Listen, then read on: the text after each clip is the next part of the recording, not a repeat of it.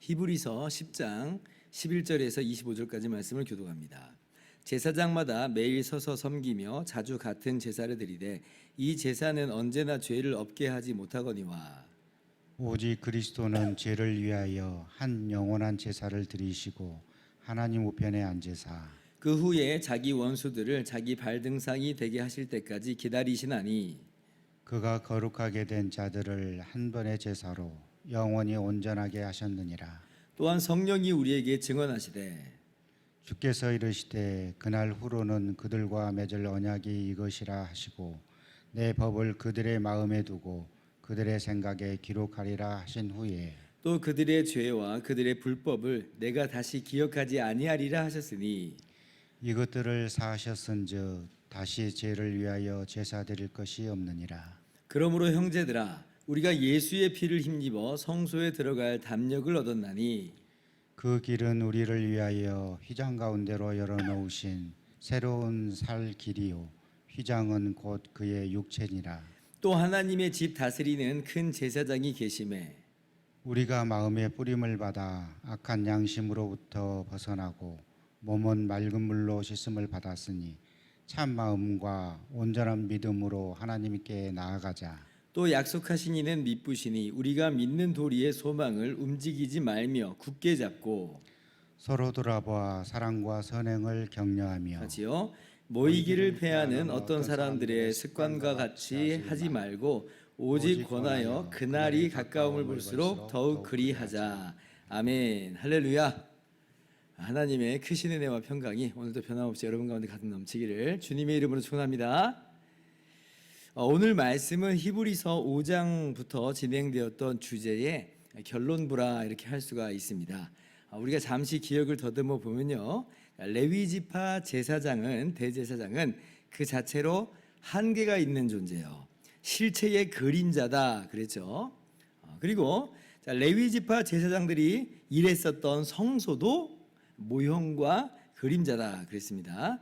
그래서 그 구약의 성소와 또 거기서 섬기는 레위지파 제사장들과 그들이 드리는 그 제사 위에 세워진 이 첫 언약은 역시나 그림자다라고 하는 것이에요. 그리고 어저께 우리가 살펴본 대로 짐승제사, 율법을 따라서 드리는 짐승제사도 어때요? 그 짐승의 피도 역시 그림자라고 그랬어요. 그러면 실체는 뭐냐? 실체는 뭐냐? 뭐예요? 우리를 위해서 우리와 똑같은 사람이 되어오신 예수님께서 우리의 모든 죄를 대신해서 자신의 몸을 드리신 것이 바로 실체입니다. 예수님이 참 제사장이시고 예수님의 십자가 희생이 바로 성소에서의 섬김이셨고 예수님께서 친히 제물 되신 것이 정말 참 제사였고 그리고 그렇게 세우신 것이 바로 실체인 새 언약이다 라고 하는 것이에요. 그래서 우리가 이제 구약과 신약의 관계를 명확히 볼 수 있어야 됩니다. 구약은 뭐냐? 모형과 그림자예요. 신약은 예수님께서 이루신 실체입니다. 예수 그리스도 안에서 이루어진 실체예요. 이게 이제 우리가 정확히 봐야 될 겁니다. 근데 이제 우리가 이걸 깨닫지 못하면, 이 모형과 실체라고 하는 이 관계를 제대로 보지 못하면 우리가 어떻게 이해하기 쉽냐면 구약 따로 신약 따로 이렇게 보기 너무나 쉽다는 거예요. 그런데 히브리서가 우리에게 정말 그 모든 것에 대한 올바른 시각을 제공해 주는 거예요. 신구약 성경 전체를 바르게 제대로 볼 수 있는 일종의 분명한 렌즈 역할을 한다 그랬습니다. 그래서 제가 히브리서가 참 귀하다 이제 이렇게 강의를 시작할 때 말씀을 드렸죠. 자, 그래서요, 참 대제사장이신 예수님께서 자신의 몸을 제물 삼아 우리의 모든 죄를 대신해 단번에 들이심으로 어떤 일이 이루어졌는가? 어떤 일이 이루어졌어요? 첫 번째, 이제 그림자로서가 아니라 실제로 우리의 모든 죄가 단번에 없이 되었습니다. 우리의 모든 죄가 단번에 없게 된 거예요. 우리가 치를 죄값은 이제 하나도 남아있지 않습니다. 오늘 말씀 18절, 이것들을 사하셨은즉 다시 죄를 위하여 제사 드릴 것이 없느니라. 아멘. 다 끝난 거예요. 다 끝난 거예요. 우리와 하나가 되셔서 우리의 죄를 위해서 대신 친히 제물이 되셔서 죽으셨으니 이젠 우리가 치를 죄값이 남아있지 않아요. 주님과 함께 우리가 죄에 대해서 죽은 자가 된 겁니다. 그러니까 남은 죄가 없는 거예요. 예수 그리스도 안에서 우리의 모든 죄는 다 용서함을 받았고 우리는 하나님께 용납됐어요. 우리가 행한 것 없지만, 우리가 이루어 놓은 성취가 없지만, 그러나 예수 그리스도의 그 피로 말미암아 우리가 거저 의롭다함을 얻었다. 하나님께 용납되었다라고 하는 겁니다. 그러니 다시 제사 드릴 필요가 없는 거죠. 여러분, 제사 다시 드릴 필요는 없고 또 모두 필요가 없어요. 우리가 예수님의 피 말고 뭔가 거기에 더해서 해야 되는 우리의 행위나 노력이나 선행, 그런 것도 다 필요 없습니다. 왜냐하면 생각해 보세요. 제사도 지금 다시 드리지 않아도 되는 판에 그죠? 무슨 여기에 다른 것들이 필요한 것이 있겠어요. 다 완성된 거라 하는 거예요. 다 완성됐어요. 여러분 믿으시기 바랍니다. 그야말로 완성이에요. 둘째, 어떤 일이 벌어졌는가? 우리는 거룩한 존재가 됐다. 어저께 10절 말씀에서도 말씀하셨는데, 자 오늘 14절 말씀 또 보세요.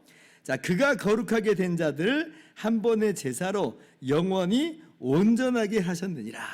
우리의 대제사장 되신 예수님께서 자신을 제물 삼아서 드린 그 십자가 희생으로 말미암아 우리가 완전한 거룩을 얻게 되었다는 거예요. 거룩하다 말다 하는 게 아니라 하는 겁니다. 우리는 이미 거룩한 존재가 되었고 주님 다시 오시는 그날에 이 모든 것이 밝히 완성되어 드러날 것입니다. 참 놀랍죠? 우리의 모습 보면 어때요? 때로는 거룩한 삶을 사는 것 같기도 하고 또 때로는 그렇게 살지 못할 때가 많아서 누가 저보고 거룩하십니까 하면 아이고야 하면서 차마 입이 안 떨어지는데 그런데 성경에서 오늘 우리에게 뭐라고 말씀하세요? 우리는 거룩함을 얻었다. 거룩하게 된 자들을 영원히 온전하게 하셨다. 야, 정말 너무나 놀라워요. 그러니까 이 말씀을 우리 그대로 받는 거예요. 믿는 거죠. 아, 우리가 거룩한 존재가 되었구나. 구체적으로 그러면 어떻게 이게 거룩한 존재라고 하는 거냐라고 할 때 제가 여러분 수요 저녁 기도회하고 사도행전 강의할 때 여러 번 말씀드렸습니다. 이게 무슨 의미냐면요. 예수님께서 부활하신 예수님께서 주님의 성령을 우리 가운데 보내주셨죠. 그 성령으로 우리를 주님의 몸으로 새롭게 나게 하신 것을 말하는 거예요. 그러니까 우리가 거룩하게 됐다라고 하는 것은 우리가 자체적으로 뭔가를 이루어냈다가 아니라 성령으로 말미암아 우리가 주님의 몸이 돼 버렸다는 거예요. 그게 바로 거룩이에요. 그게 바로 거룩. 주님의 몸이요. 우리를 그렇게 주님의 몸 삼아 주신 성령의 전이 돼 버렸으니 이게 바로 거룩이다. 우리는 이제 거듭난 새 본성, 새 피조물이 되었다라고 하는 거예요. 오늘 말씀이에요. 그래서 이러한 완전한 죄사함이 동반된 이 거룩한 새 피조물이 된 것으로서의 새 언약이 예수 그리스도의 십자가로 말미암아 맺어졌다. 이게 실체예요. 이게 복음이에요. 이게 복음. 얼마나 감사한지 몰라요. 그래서 우리가 예수 그리스도의 십자가로 말미암아 그 부활로 인하여서 새 언약 안에 있어요. 새 언약 안에 성령께서 우리 안에 거하세요. 우리가 새로운 본성, 새로운 피조물이 돼서 우리가 거룩한 삶을 이제 살아갈 수 있는 그런 존재가 되었다라고 하는 거예요. 자, 그러면 우리가 구체적으로 어떠한 모습으로 나아가야 될 것인가라고 하는 것을 오늘 말씀이 크게 두 가지로 이야기를 해주십니다. 자, 첫 번째, 어떻게 우리가 그러면 이제 살아갈 것인가라고 할 때에 우리는 하나님의 임재 앞에 나아갈 수 있는 담대함을 얻었어요. 그러니까 이 말씀을 우리가 이 믿음을 가지고 어떻게 해야 돼요? 하나님 앞에 담대히 나아가는 거예요. 담대히 나아가는 거예요. 19절 말씀. 자, 그러므로 형제들아 우리가 예수의 피를 힘입어 성소에 들어갈 담력을 얻어나니. 22절 하반절 보세요. 참 마음과 온전한 믿음으로 하나님께 나아가자. 하나님께 나아가자. 우리는 하나님 앞에 나아갈 수 있게 됐습니다. 왜냐하면 하나님께 용납됐거든요. 우리의 모든 죄가 가리움을 받았거든요. 예수님께서 십자가에서 돌아가셨을 때 어떤 일이 일어났다고 그랬어요?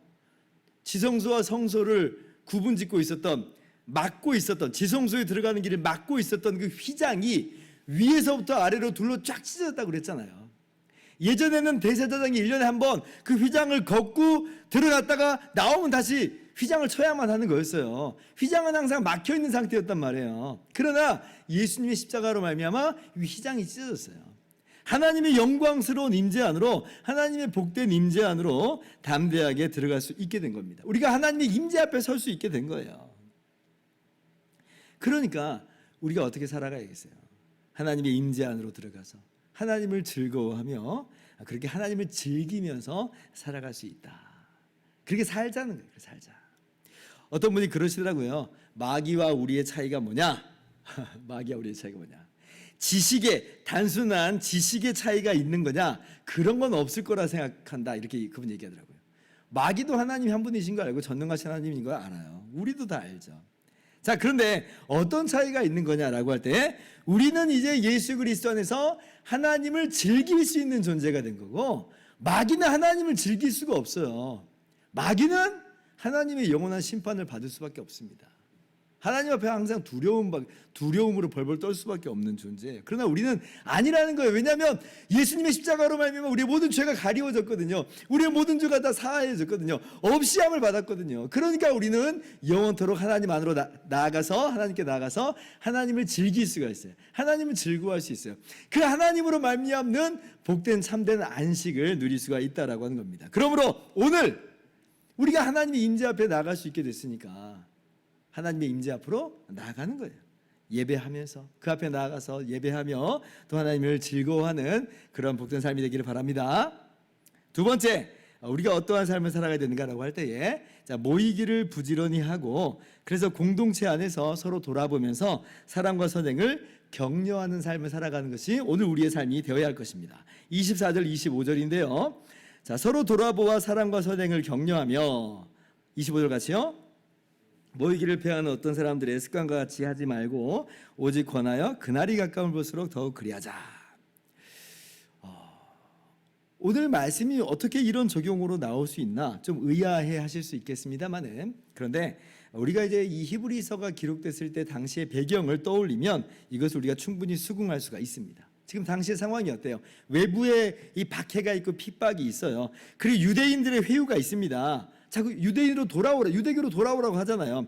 그러니까 그런 상황 속에서 자꾸 뒷걸음질 치는 그런 상황이에요. 그 뒷걸음질 치면서 어떤 사람은 이미 세상으로 가버린 사람도 있고 어떤 사람은 유대교로 돌아가 버린 사람도 있을 거예요. 한마디로 뭐예요? 모이기를 안 하는 거죠. 모이는 것을 패하고 있는 상태가 되는 거예요. 위축됐어요. 그런데 오늘 이 새 언약을 이루신 우리 주님의 그 십자가와 그 부활을 바라볼 때에, 우리가 주님의 십자가로 말미암아 새 언약 안에 들어가게 된 것을 우리가 깨달을 때에 우리는 그렇게 할 수 없죠. 우리는 그렇게 할 수 없어요.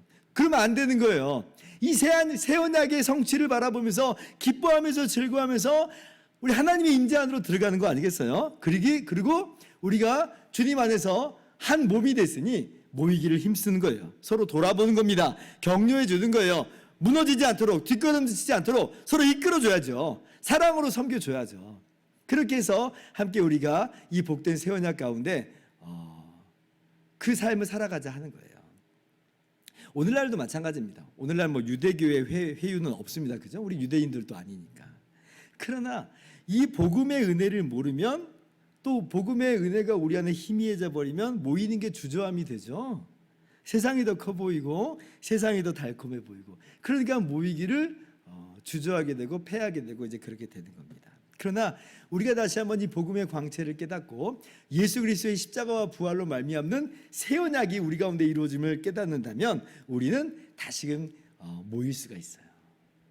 모여서 우리가 우리의 아버지가 되신 하나님께 예배하며 우리의 주와 우리의 중보자가 되신 예수님을 예배할 수가 있는 거죠.